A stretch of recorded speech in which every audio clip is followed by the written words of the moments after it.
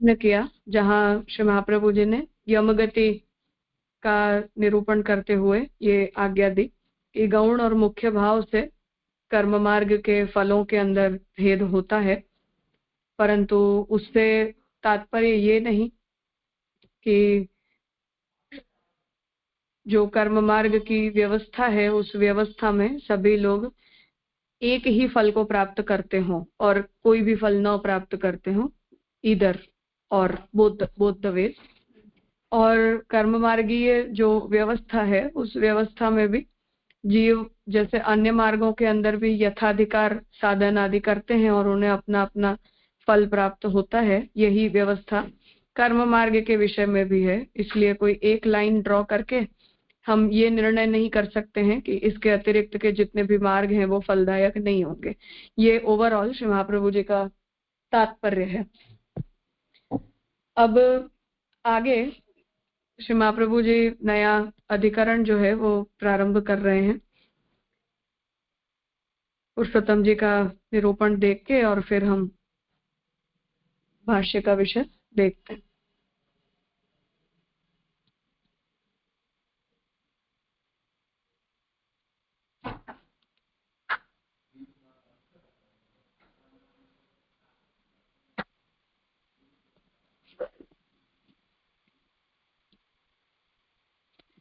ततः पंचमे त्रिसूत्रे, अब ये पांचवा 3 सूत्रों का अधिकरण है।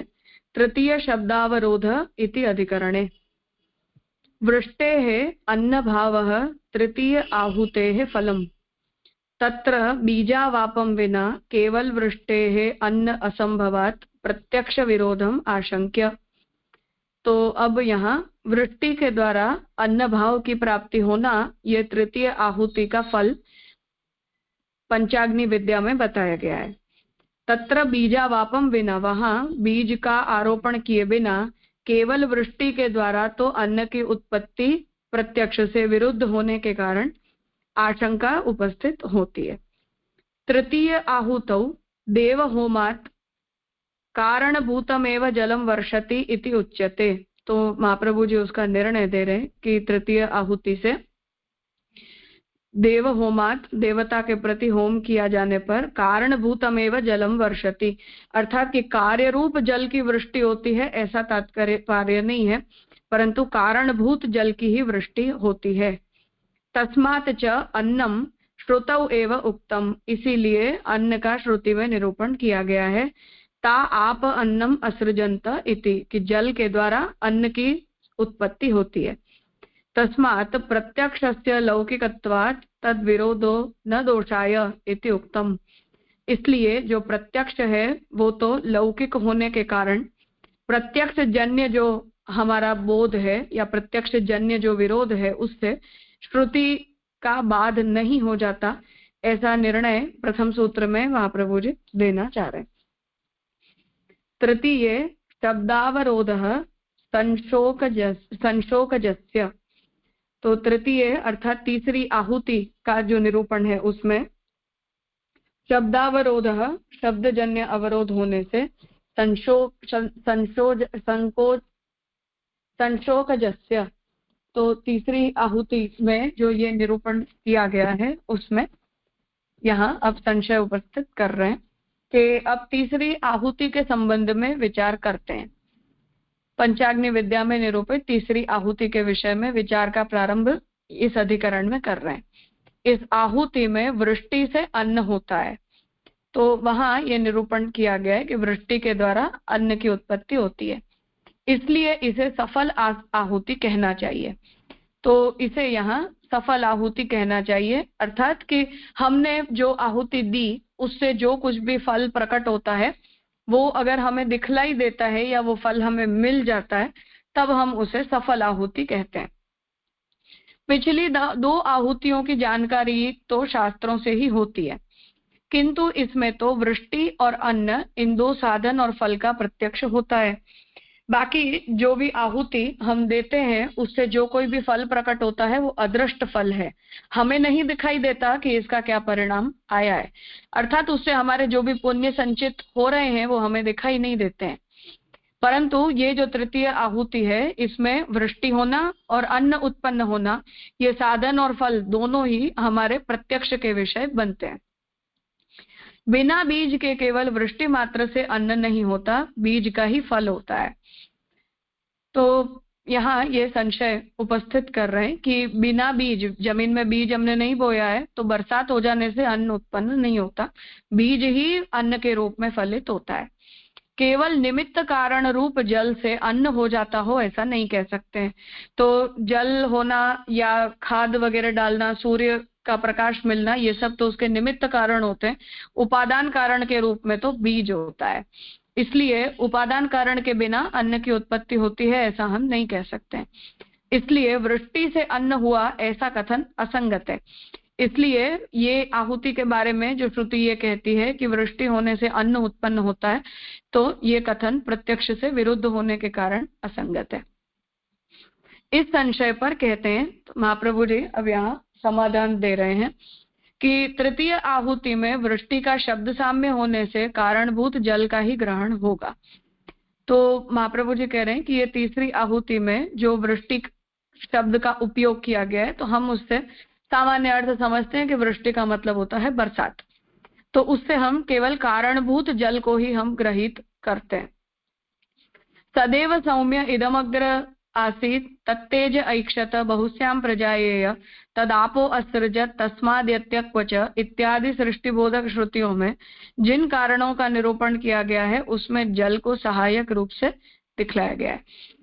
तो सदैव सौम्य इदमग्र आसीत् कि ये जो कुछ भी है ये सब कुछ सत से उत्पन्न होता है, फिर उस सत ने इच्छा की और उसने तेज को प्रकट किया, और तत्तेज ऐक्षत, तेज ने इच्छा प्रकट की कि मैं अनेक हो जाऊं, तो उसने जल को उत्पन्न कर दिया और फिर जल से सब कुछ उत्पन्न हुआ। तो ये जो सृष्टि की उत्पत्ति प्रक्रिया का निरूपण करने वाली जो श्रुतियां हैं उसमें जिन जिन पदार्थों को कारणों के रूप में बताया गया है उसमें जल की सहायकता बताई है कि वो सृष्टि उत्पत्ति में सहायक तत्व के रूप में काम करता है। आगे तो स्पष्ट रूप से कहा गया है कि जहां कहीं वर्षा होती है वहां बहुत अधिक अन्न होता है।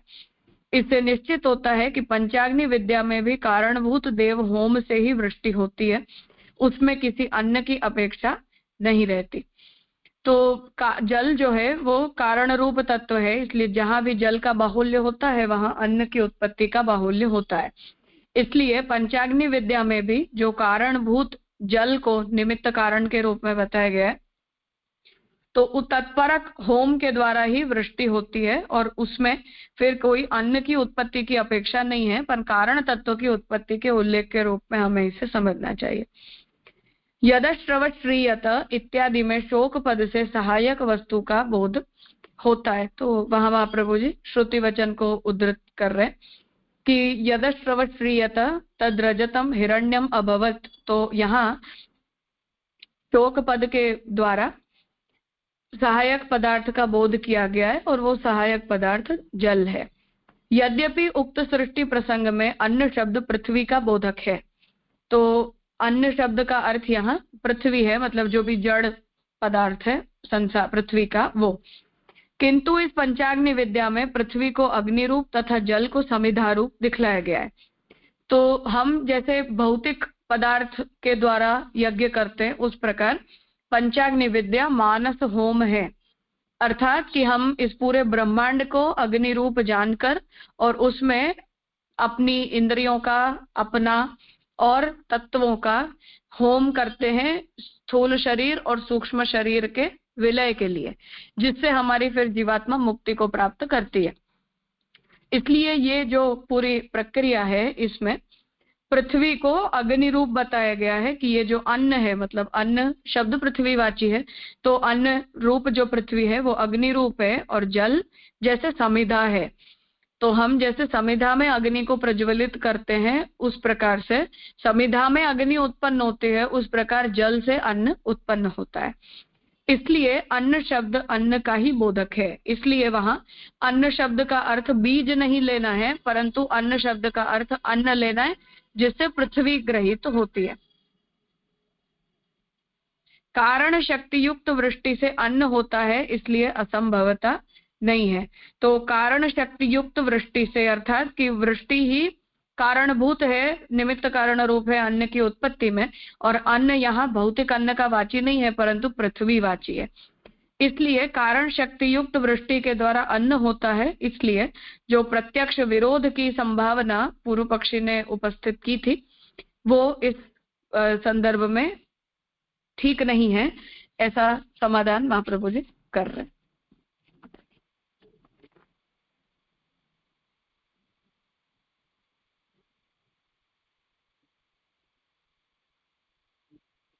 कुछ पूछना है?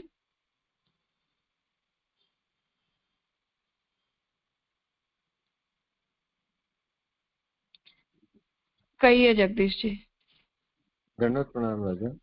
ये जो जे कहा ना, इस संशय पर जो बताया कि तृतीय आहुति में वृष्टि का शब्द साम्य होने से कारणभूत जल का ही ग्रहण होगा, और फिर वो सारी श्रुतियां बताई, तो वो पूरा स्पष्ट नहीं हुआ जी। नहीं, पूर्व पक्षी ये कह रहा है कि वहां अन्न शब्द को हमें बीजवाची लेना है,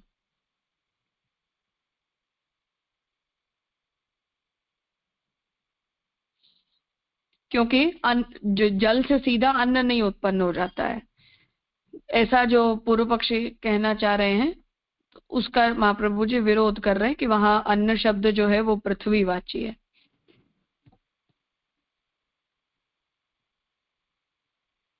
तो उसमें जी जैसे वृष्टि का शब्द साम्य होने से कारणभूत जल का ही ग्रहण होगा, तो वो मतलब कैसे?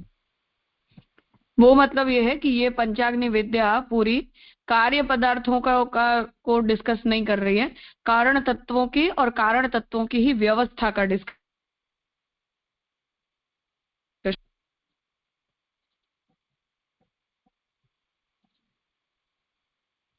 जी थोड़ा सा वॉइस ड्रॉप हुआ, मतलब बिल्कुल एंड में। वो आप कारण शब्द का कुछ बता रहे थे? हाँ, मैं ये कह रही हूँ कि यहाँ जो उत्पत्ति की ये जो पूरी प्रक्रिया है किया जा रहा है, तो पंचाग्नि विद्या के अंदर कोई अगर ये कहेगा कि तुम जल का होम करो, तो अपने शरीर के कोई जल तत्व का होम थोड़ी कर सकता है कोई।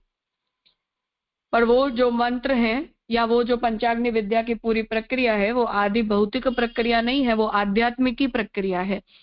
इसलिए हम अपने देह संघात का होम करने का जब निरूपण करते हैं, तो वो होम अग्नि में किया गया आदि भौतिक होम नहीं है, परंतु मंत्र शक्ति से किया गया अपने देह संघात के विलय की प्रक्रिया है।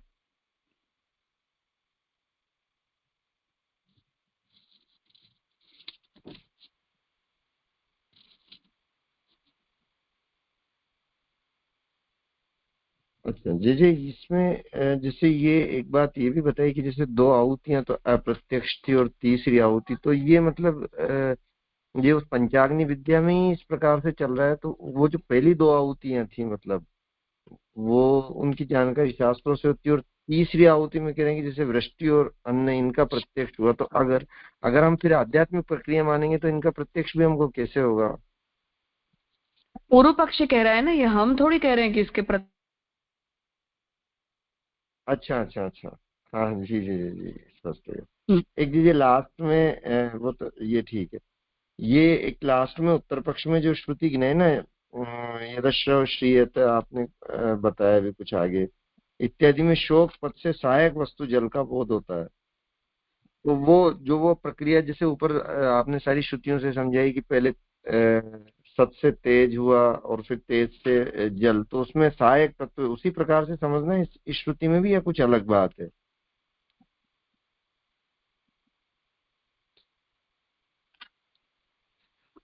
पंचाग्नि विद्या पूरी ही आध्यात्मिक प्रक्रिया है, कुछ भी इसमें आदि भौतिक नहीं है। इसलिए हम जो कुछ भी कर रहे हैं वो अंततः जब फलित होता है, तब वो जीव मुक्ति प्राप्त करेगा, तभी उसे अपने किए का फल प्राप्त होता है।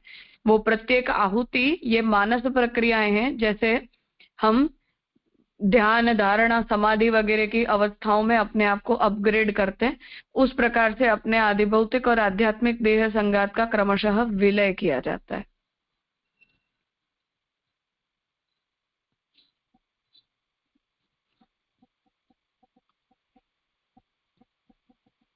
जी जी जी। तो यहाँ अंत में मतलब निष्कर्ष ये बताई गई है कि श्री महाप्रभु जी की, इसलिए हम उसको वो मतलब ये जो अंत में कंक्लूजन दी कि कारण शक्ति युक्त वृष्टि से अन्न होता है, इसलिए असंभवता नहीं है। तो वो असंभवता का क्या वहाँ आशय आ रहा है जी? बस ये और पूछना था।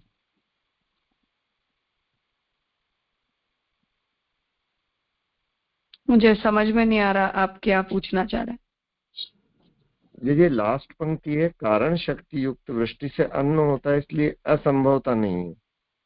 तो वो असंभवता वहाँ क्या, वहाँ उसका आशय क्या आ रहा था? असंभवता नहीं है का मतलब ये है कि पूर्व पक्षी ने जो ये कहा कि जल से सीधा अन्न उत्पन्न नहीं होता है, अन्न को उत्पन्न करने में बीज की जरूरत पड़ती है।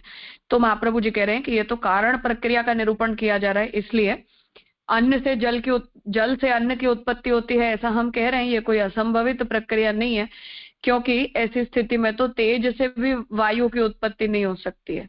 परंतु श्रुति में जो पंचीकरण की प्रक्रिया है उसमें ऐसे ही तत्वों की क्रमशः उत्पत्ति होती है, पर यह हमारे प्रत्यक्ष का विषय नहीं है।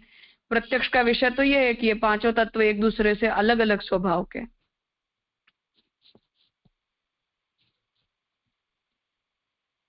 हाँ जी जी जी, बिल्कुल स्पष्ट हो गया। प्रणाम।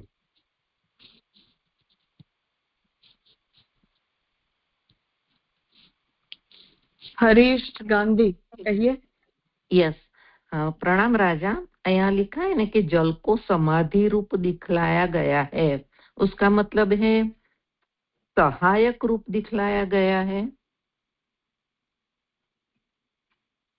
जल को समिधा रूप दिखलाया गया है, तो समिधा का मतलब क्या होता है? यज्ञ में जिन लकड़ियों का हम उपयोग करते हैं उसे समिधा कहते हैं। हाँ, प्रणाम राजा।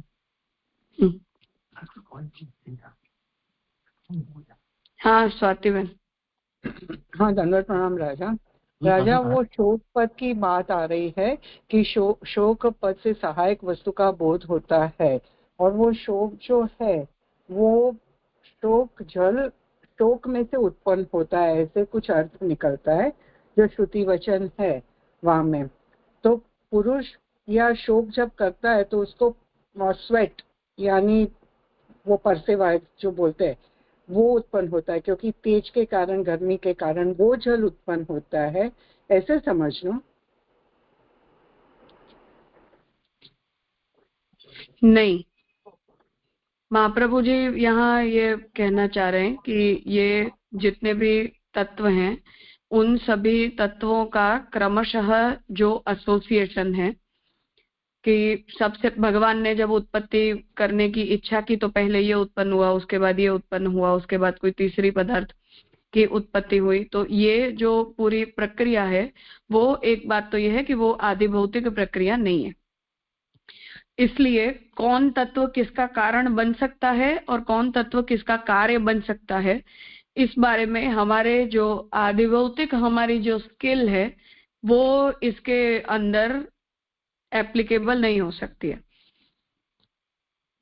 इसलिए जब शोक पद से सहायक वस्तु का बोध होता है ऐसा जब कहा जा रहा है तो वहां ये कहना चाह रहे हैं कि जो कोई भी पदार्थ की उत्पत्ति होती है उस उत्पत्ति के विषय में शास्त्र ने जिस प्रक्रिया का निरूपण किया है वो प्रक्रिया आध्यात्मिक प्रक्रिया होने के कारण जिन शब्दावलियों से हम उन वस्तुओं को समझते हैं वो शब्दावलियों के अंदर हम हमारे जो इटमोलॉजिकल मीनिंग है उन्हें हम अप्लाई नहीं कर सकते हैं। इसलिए शास्त्र ने उनकी जो प्रक्रिया आध्यात्मिक प्रक्रिया के रूप में बताई है उस आध्यात्मिक प्रक्रिया को हमें शास्त्र की ही डिक्शनरी से समझना पड़ता है। इसलिए प्रत्यक्ष विरोध जो है वो यहाँ मैटर नहीं करता, ये महाप्रभु जी बताना चाह रहे हैं।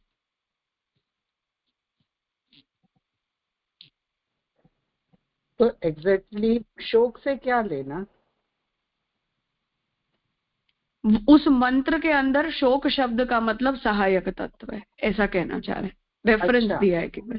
शोक पद से सहायक वस्तु यानी शोक इज इक्वल टू सहायक वस्तु का बोध होना, वो ऐसे इज इक्वल टू हाँ, उस पर्टिकुलर मंत्र में, सर्वत्र नहीं पर उस पर्टिकुलर मंत्र में। Okay, now it's clear. जी राजा।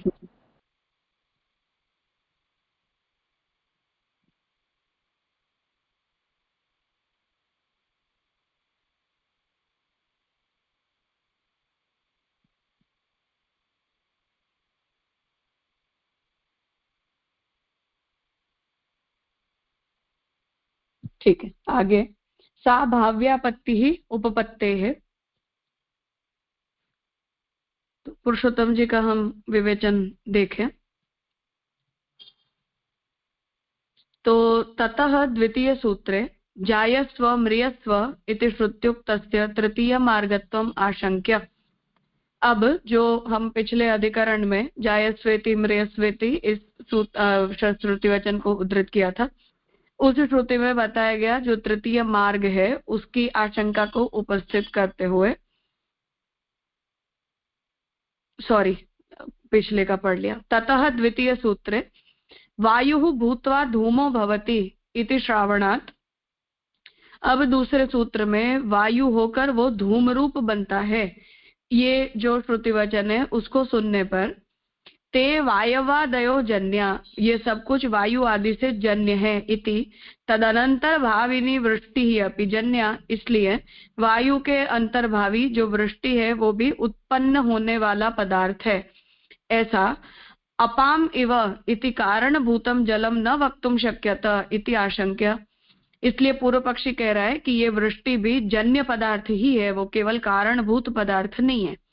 अपाम इव इति कारणभूतम जलम न वक्तुम शक्यत, इसलिए उसे कारणभूत जल है ऐसा नहीं कह सकते। इति आशंक्य वायवादि आकृति मात्रेण, इसलिए वायु आदि की आकृति मात्र से स्वरूपान्यथा भावाभावाद वायु भवनाद्युक्ति ही गौणी। तो स्वरूपान्यथा भावाभावाद, स्वरूप से अन्यथा भाव के अभाव युक्त होने के कारण वायु भवनात्, वायु रूप बनती होने से युक्ति ही गौणी, इसलिए पूर्व पक्षी ने जो युक्ति दी है वो गौणी है। अतः तद अनुरोधेन वृष्टौ जन्या आपो वक्तुम अशक्याः, इसलिए उस गौणी युक्ति का अनुरोध करते हुए, मतलब पूर्व पक्षी ने वहां गौणी वृत्ति का उपयोग किया है, इसलिए उस गौणी वृत्ति के अनुरोध से वृष्टौ जन्या आपो वक्तुम अशक्याः, इसलिए वृष्टि से जन्य जल है ऐसा कहा नहीं जा सकता। तस्मात् कारणभूता एव ता आप इति निर्बाधम इति उक्तम, इसलिए पंचाग्नि विद्या के प्रकरण में जो निरूपण है वो कारणभूत जल की उत्पत्ति का ही निरूपण है, ऐसा निर्बाध रूप से कहा गया है। ये दूसरी सूत्र से महाप्रभु जी अपना निर्णय यहाँ दे रहे हैं।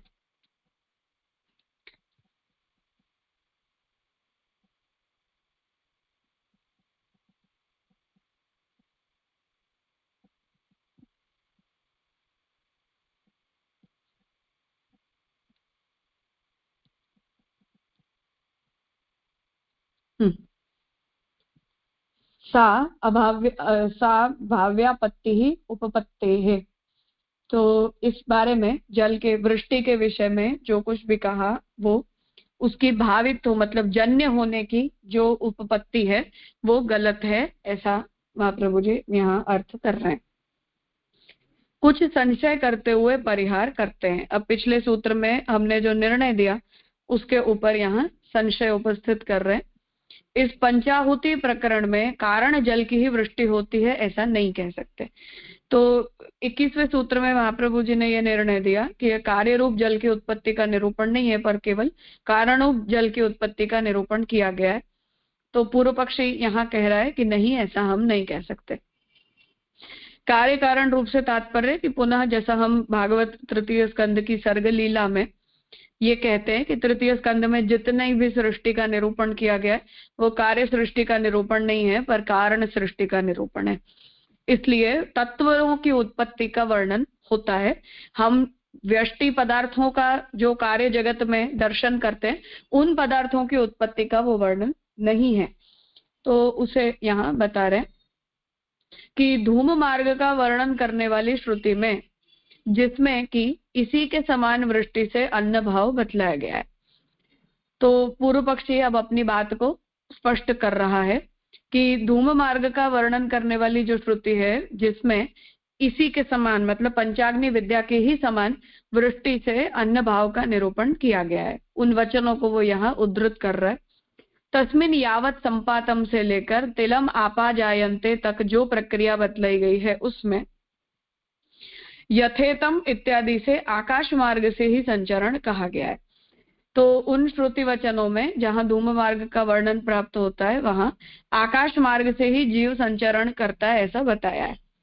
आकाशात चंद्रमसम इत्यादि में भी पहले आकाश मार्ग का ही उल्लेख किया गया है। वायु होकर धूम हुआ तो जो ये धूम मार्ग से गति का निरूपण है उसमें भी वायु होकर वो धूम हुआ इत्यादि में भी जीवात्मा के ऐसे ही रूप का वर्णन है। वे सारे ही रूप विकृत हैं, मूल तो कह नहीं सकते।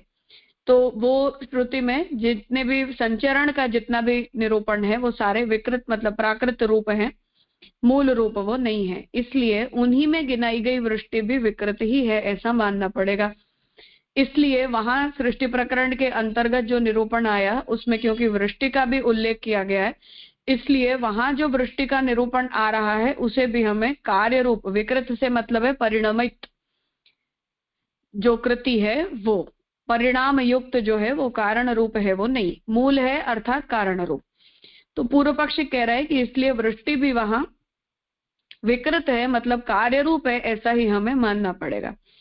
उसे मूल रूप जल तो कह नहीं सकते, तो उसे हम मूल जल रूप है अर्थात कारण रूप जल है ऐसा हम नहीं कह सकते। इत्यादि संशय करते हुए परिहार करते हैं कि जो वायु आदि रूप होने की बात है वो आभा व्यापत्ति मात्र है।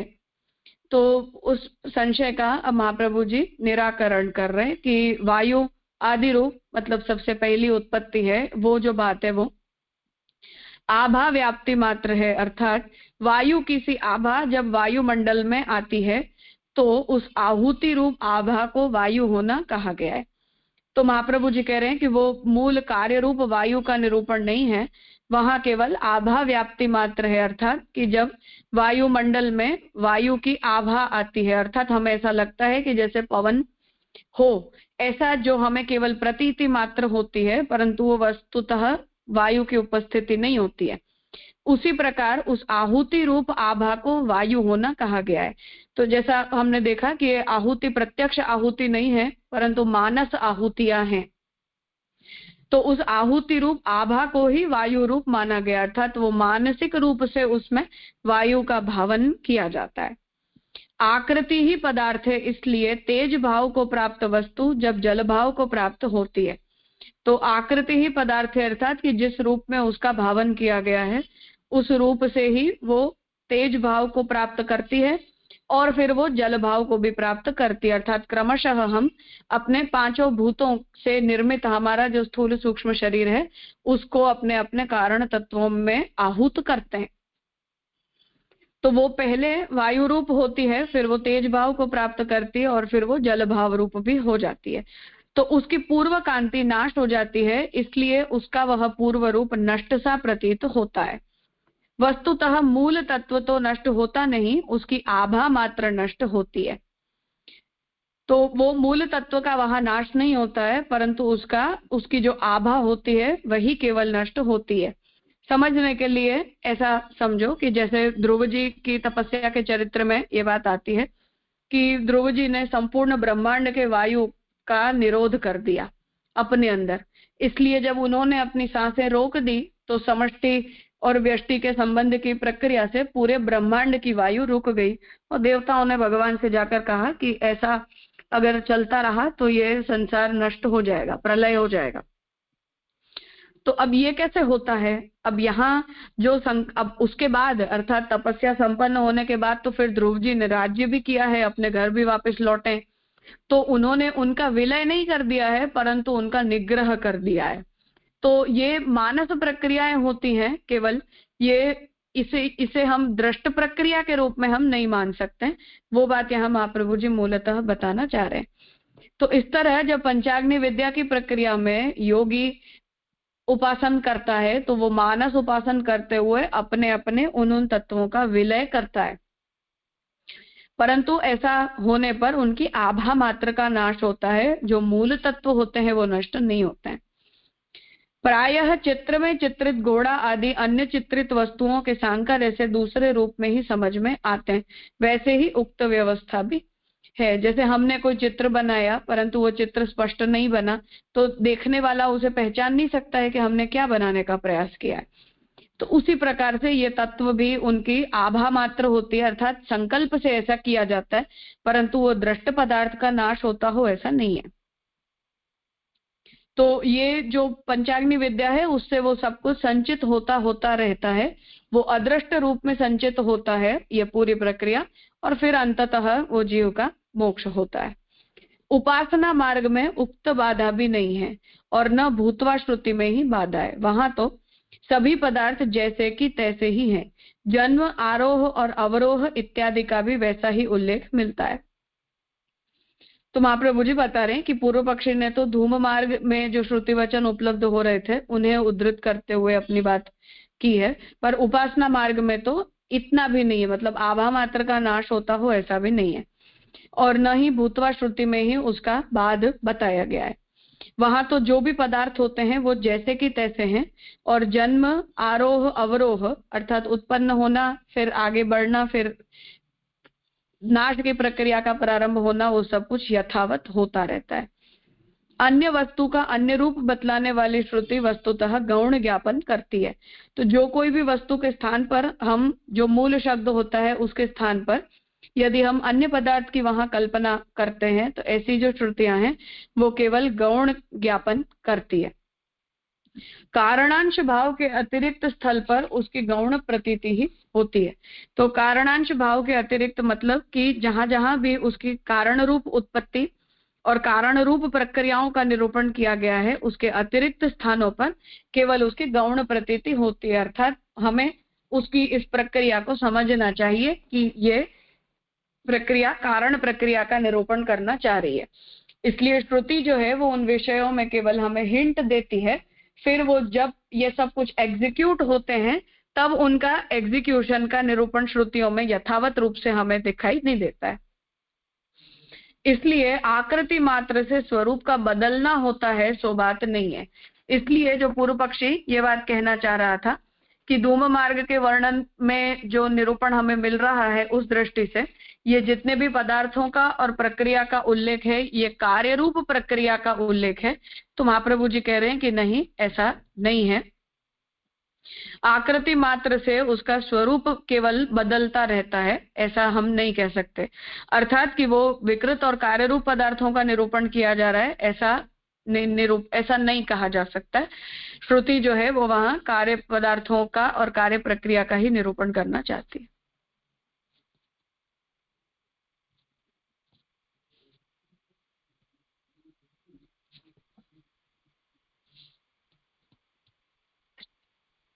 कुछ पूछना है? हाँ हाँ, तो आपने जैसे कहा कि पंचाग्नि विद्या पूरी आध्यात्मिक प्रक्रिया है, और जो संगात विलय होता है देह संगात और सूक्ष्म शरीर का भी, वो मानस है, ऐसा समझा मैं राजा?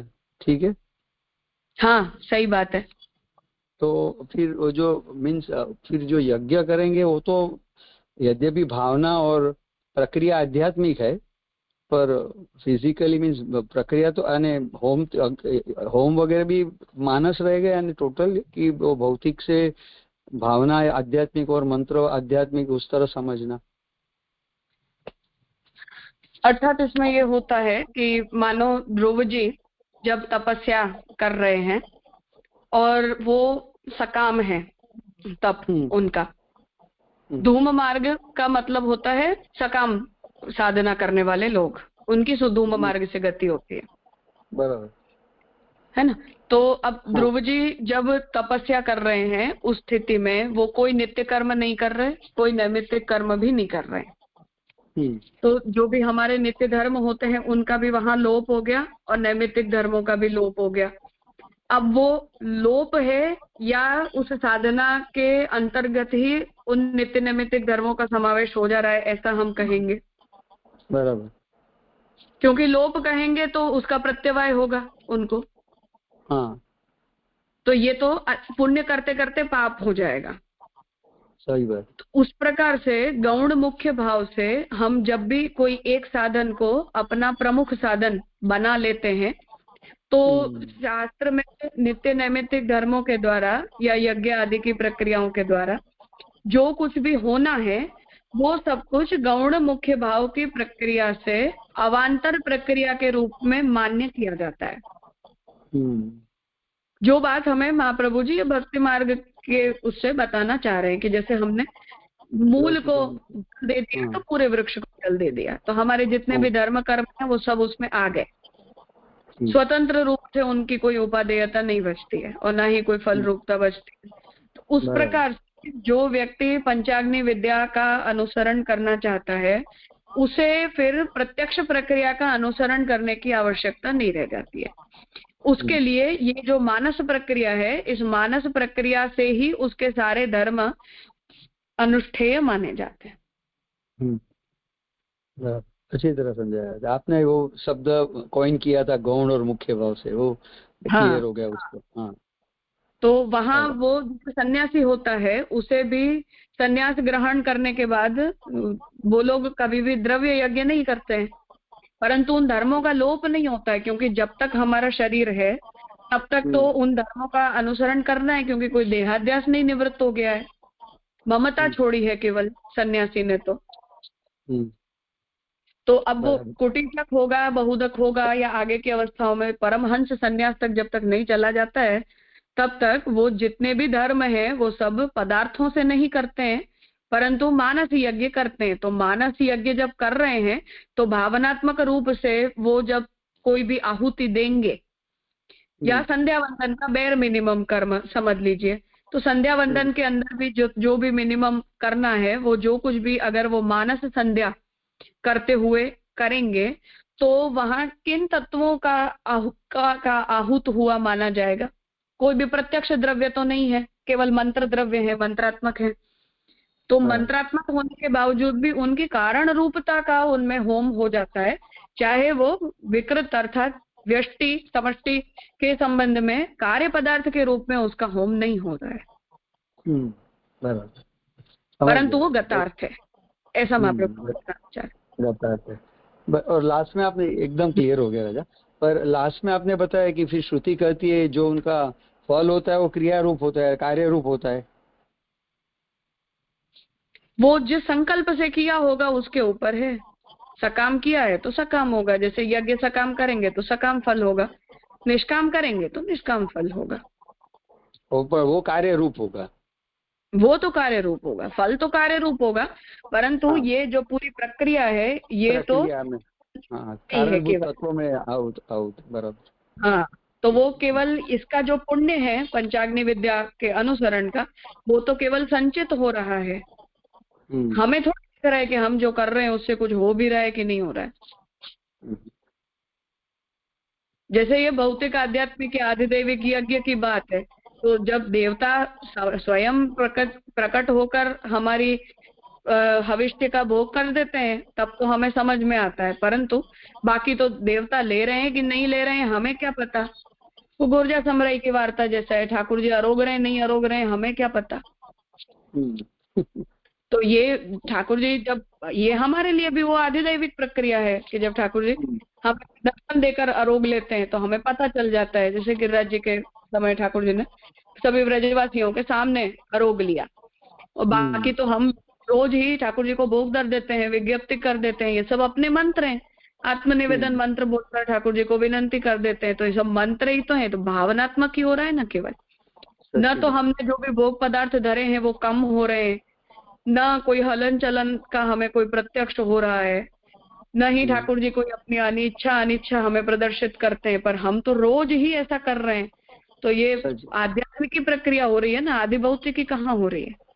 बराबर, परफेक्ट, सुंदर, इस तरह से। तो ये जैसे हमारे साथ होता है ऐसे पंचाग्नि विद्या वालों के साथ भी होता है, वो मानस समर्पण करता है।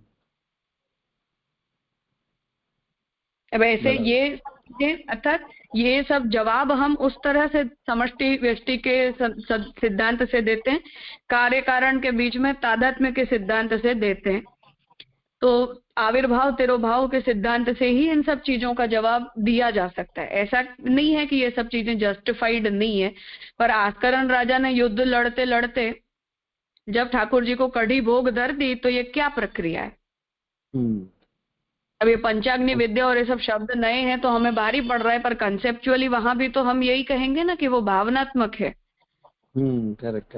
तो मानस समर्पण होने के बावजूद भी वो प्रक्रिया का प्रत्यक्ष परिणाम दिखा कि नहीं, कि उनके शरीर के ऊपर, उनके कपड़ों के ऊपर कढ़ी डोली, कैसे हुआ है? तो अब हम ये उसका जवाब देते हैं कि पंचमहाभूत मूल कारण तत्व है, वो सर्वदा हर स्थान पर हमेशा विद्यमान होते हैं। अब हमारे जो भी विकृत या कार्य रूप पदार्थ हैं वो उनका संयोजन मात्र है। तो तिरोधान अगर कोई प्राकृत पदार्थ का या संयोजित पदार्थ का है तो उससे कोई कारण तत्व नहीं तिरोहित हो गए। सही बात है, क्लियर। तो भावनात्मक रूप से जब उन्होंने ऐसा संकल्प किया है और ठाकुर जी ने उस संकल्प की पूर्णता भी चाही है, तो उनके इच्छा मात्र से या उनके संकल्प मात्र से वो पदार्थ संयोजित हो गए।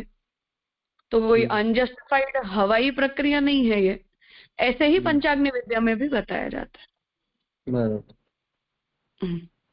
तो यहाँ जैसे आस्करण राजा के एग्जाम्पल में हमने देखा कि कढ़ी डूल गई, वैसे प्रत्यक्ष हुआ।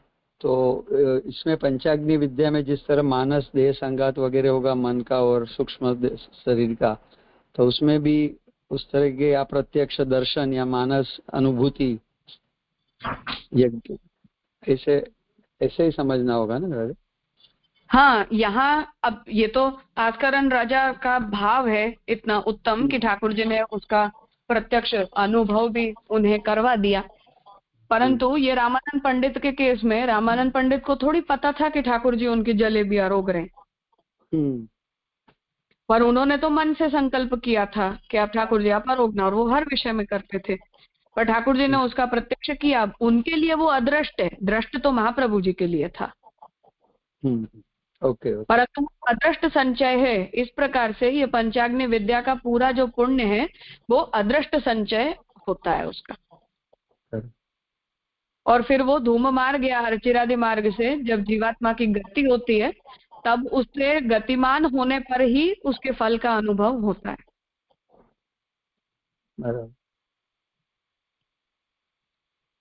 पर जो साधक है यानी उसको फिर जैसे हर एक साधना में कुछ न कुछ निकष तो रहेंगे नहीं कि भाई अवस्था क्या है या हमारे पिटफॉल्स क्या है या कहाँ हमें कम लेक्यूनाज में हम गिर रहे या आगे बढ़ रहे। तो यदि जो संचय संचित होगा, अदृष्ट रहेगा, तो यानी फिर उनको किस तरह, जैसे अपना भक्ति मार्ग में भी जैसे महाप्रभु जी ने कहा ना कि सानुभव है या तो फिर धीरे धीरे रुचि से प्रेम, प्रेम से व्यसन, और वो प्रेम जब होगा तब उनका स्वरूप क्या होगा, परिणाम क्या होगा, वो भी महाप्रभु जी ने समझा। ऐसा कुछ यहाँ पे टोटली अदृष्ट संचित संचय, हाँ पुण्य संचय तो ऑब्वियसली अदृष्ट होता है।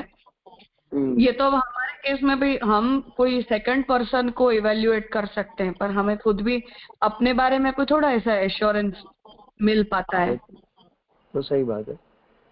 तो ऐसे इनके भी जो ये उनके संकल्प के अनुसार ये जो पुण्य होते हैं वो संचित होते हैं। फिर जब उनकी जीवात्मा अगर सकाम है तो सूक्ष्म शरीर के साथ गति करती है, तब फिर लोकांतरों में जो भी फल मिलते हैं उन फलों का अनुभव उसे होता है। करेक्ट। और अगर निष्काम है तो सत्यलोक पर्यंत उसको अनुभव होगा। सत्यलोक के बाद फिर उसका जब भी मोक्ष होगा वहां तक की अवस्था उसे समझ में तो आएगी।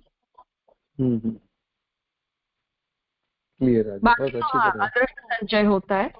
और अगर एक जन्म में नई साधना पूरी होती और आगे जाकर भी करनी पड़ती है तो जो भी है वो सब होता तो अदृष्ट संचय, दृष्ट नहीं है। ये तो हम भी जो कर रहे हैं इसका भी कोई अदृष्ट संचय ही है। सब किसी के लिए भी ये आध्यात्मिक प्रक्रियाओं के दृष्ट संचय नहीं होते। थोड़ा बहुत हमें अपने प्रोग्रेस को जब भी हम देखने बैठते हैं तो थोड़ा बहुत अजम्पशन जैसे हम अपने लिए कर सकते हैं, ऐसे ये लोग भी कर सकते हैं कि हमने इतना किया, इतना आगे बढ़े, ऐसा होता है। हाँ, फाइन दादा, फाइन, क्लियर हो गया। प्रणाम।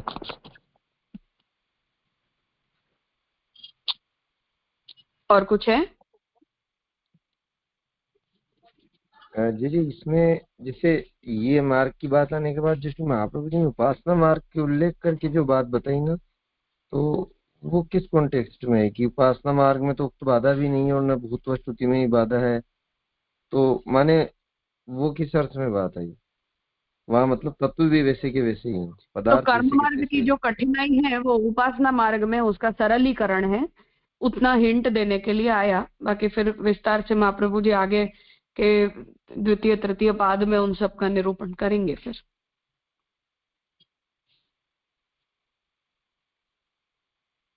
अच्छा, माने तो जैसे गहन अभी हमने सत्पणों देखा वाली बात उपासना मार्ग के लिए नहीं है। और खैर यहाँ जो उपासना शब्द है वो केवल देवोपासन के लिए है ऐसा नहीं है, प्राणोपासन, आत्मोपासन वगैरह सब भी उपासना मार्ग ही कहलाते हैं श्रौत प्रक्रियाओं।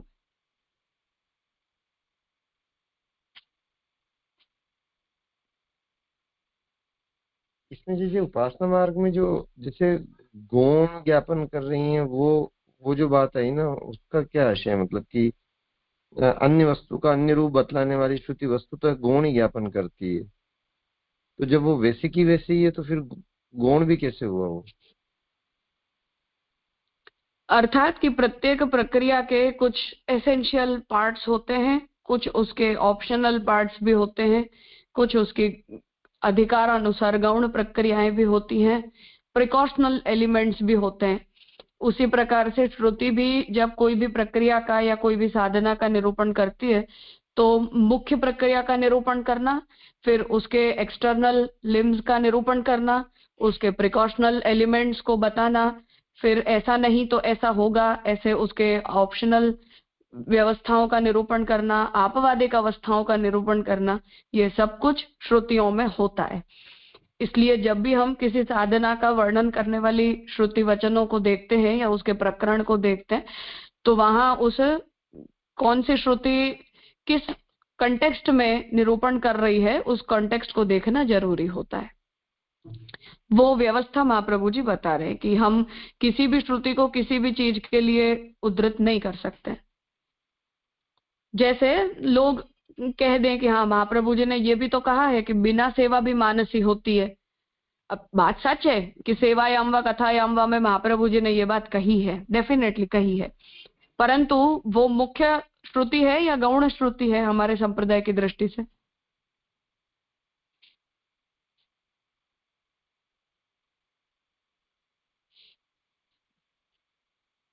जी जी जी, मैंने तो ये जो बात आई कि जो कारणांश जहाँ पे उसकी पूरी प्रक्रिया का जिस रेफरेंस में वो निरूपण है उसके अतिरिक्त अन्य करेंगे तो वो गौण प्रतीति उसकी होगी। मतलब हम ऐसा, जैसे पूर्व पक्षी ने उठा ली बात कि चूंकि धूम्र मार्ग में ऐसा किया तो वहां वृष्टि से अनुभाव होता है तो यहाँ भी वो वृष्टि से अनुभाव होगा, मतलब वो बात लागू नहीं होगी, ऐसा श्री महाप्रभु जी कहना चाहते हैं। हाँ, अर्थात पूर्व पक्षी जो ये कह रहा है कि ये कार्य सृष्टि का व्यवस्था चल रही है या कार्य पदार्थों का निरूपण है, तो महाप्रभु जी कह रहे हैं कि ये कार्य पदार्थों का निरूपण नहीं है।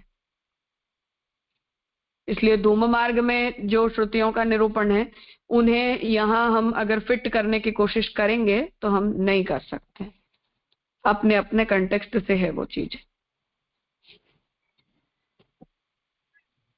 तो जैसे ये बात तो मतलब जैसे श्री महाप्रभु जी प्राय जैसे अपन ने शास्त्रार्थ निर्णय भी जब आपने पढ़ाया भी और जगह जगह हम देखते भी रहते हैं, तो वो किस प्रकरण में किस संदर्भ में क्या इंटरप्रिटेशन किया जा रहा है उस पर तो श्री महाप्रभु जी का काफी भार है कि हम ऐसे हर कहीं उसको प्रकरण और संदर्भ के अलावा वो वचन किस प्रकार से इंटरप्रेट करें तो हर कहीं नहीं कर सकते। वो प्राय पॉलिसी तो श्री महाप्रभु जी की हम मतलब देखते ही हैं।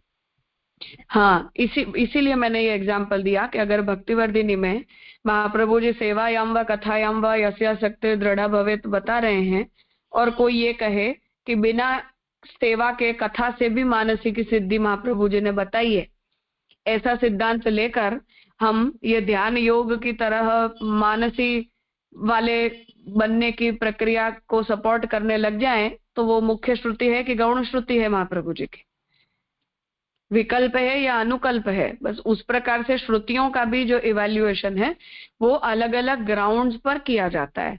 इसलिए कोई भी एक साधना को बताने वाली श्रुति में, श्रुति वचन की लिस्ट में अगर 10-20 श्रुतियां आ रही हैं तो उनमें कौन सी श्रुति मुख्य साधन बता रही है, कौन सी अवान्तर साधनों का निरूपण कर रही है, और कौन सी श्रुति जो है वो हमारे प्रिकॉशनल साधनों का वर्णन कर रही है, इन सब चीजों को हमें वहां देखना पड़ता है और तभी हम इसका निर्णय कर सकते हैं।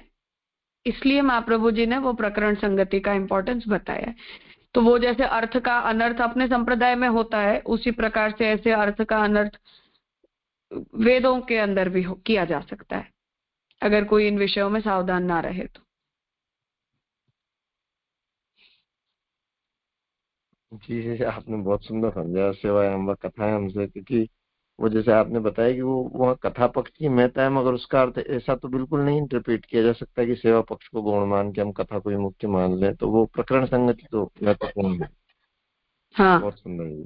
तो इसलिए जो व्यक्ति महाप्रभु जी के उन सभी वचनों को पढ़ता है, समझता है या सिस्टमैटिक पढ़ता समझता है, वही इस विषय को समझ पाएगा कि ये महाप्रभु जी ने किस संदर्भ में ये बात कही है। तो महाप्रभु जी व्यावृत्त के लिए कह रहे हैं, पर कोई अगर ये कहेगा कि महाप्रभु जी की व्यवस्था क्या है तो हमें यही कहनी पड़ेगी कि सेवा ही महाप्रभु जी प्रथम कर्तव्य के रूप में बता रहे। ऐसा स्टैंडर्डाइजेशन श्रुतियों के विषय में भी होता है। तो उसके उन स्टैंडर्ड्स को जब हम ब्रेक कर देते हैं तो फिर उससे अर्थ का अनर्थ निकल सकता है। इसीलिए महाप्रभु जी उस चीज को रोकना चाह रहे हैं। जी जी बहुत सुंदर, धन्यवाद।